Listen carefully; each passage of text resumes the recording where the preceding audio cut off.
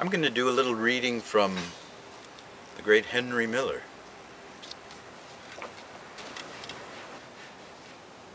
Ignore the occasional sawing, would you? It doesn't happen often. But I choose this quiet day to do a recording and somebody's sawing over there.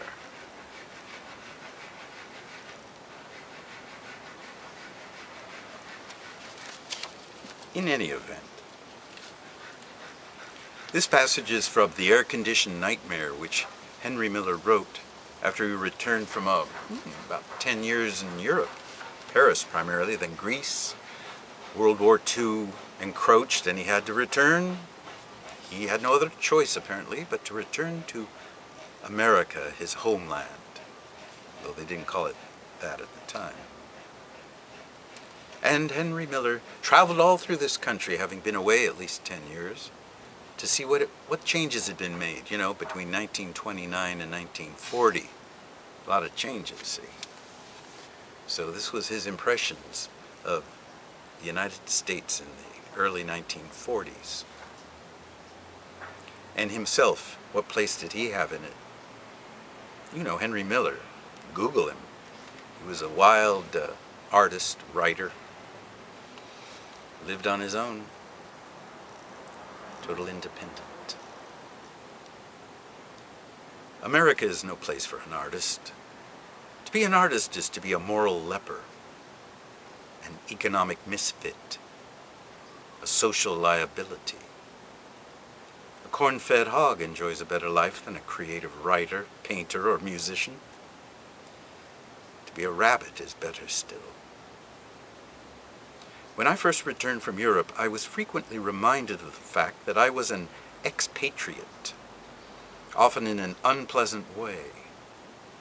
The expatriate had come to be looked upon as an escapist. Until the war broke out, it was the dream of every American artist to go to Europe, and to stay there as long as possible. Nobody thought of calling a man an escapist in the old days. It was the natural, proper, fitting thing to do. Go to Europe, I mean. With the outbreak of the war, a sort of childish, petulant chauvinism set in. "Aren't you glad to be back in the good old USA?"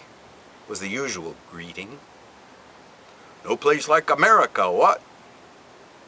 To this you were expected to say, "You betcha!"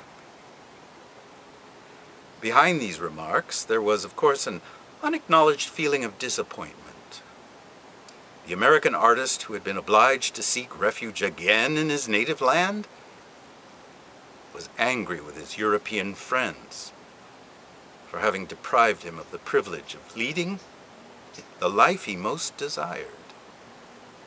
He was annoyed that they had allowed such an ugly, unnecessary thing as war to break out. America is made up, as we all know, of people who ran away from such ugly situations.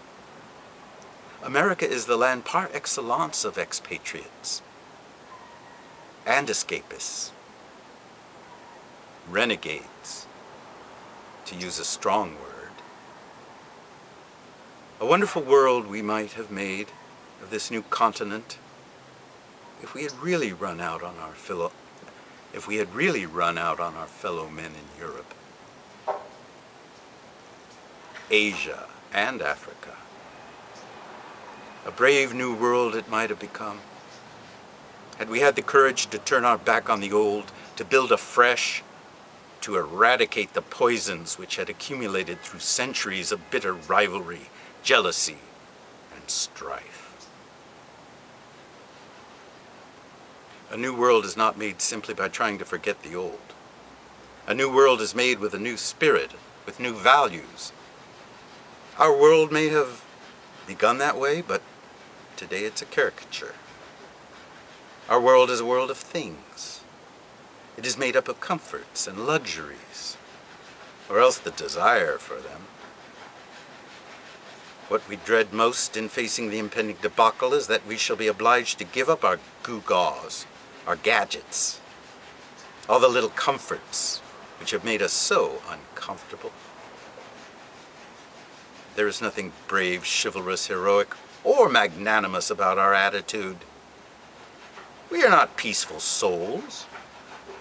We are smug, timid, queasy, and quaky.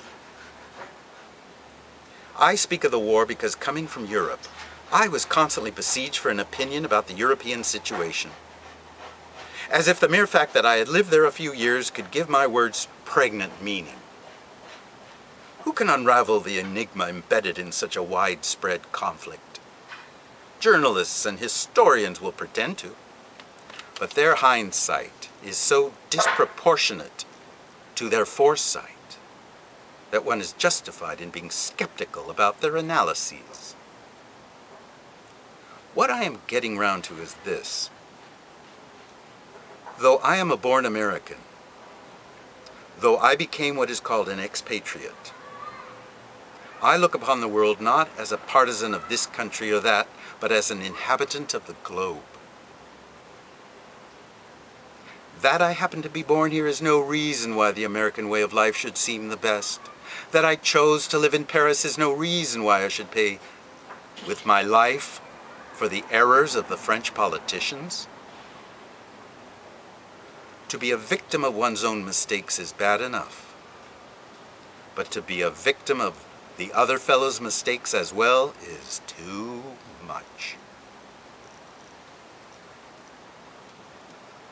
Moreover, I see no reason why I should lose my balance because a madman named Hitler goes on a rampage. Hitler will pass away, as did Napoleon, Tamerlane, Alexander, and the others.